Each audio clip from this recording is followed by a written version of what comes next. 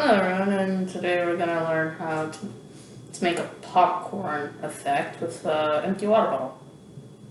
It's pretty simple. So the first thing you want to do is, drink the water bottle. Don't waste water. And then you're going to deflate a little bit. Okay, so after you deflated it a little bit, you want to twist it in the middle. One way or another, you want to twist it. So you just want to forcefully twist it.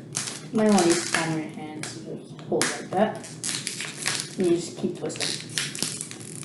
Don't worry, the water bottle is capable of holding this pressure. But as you can see from the pressure, it's starting to steam up in there. So now you just point it somewhere safe.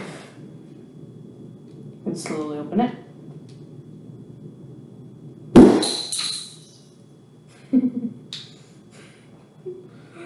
Oh, that sucker's that sucker's steaming.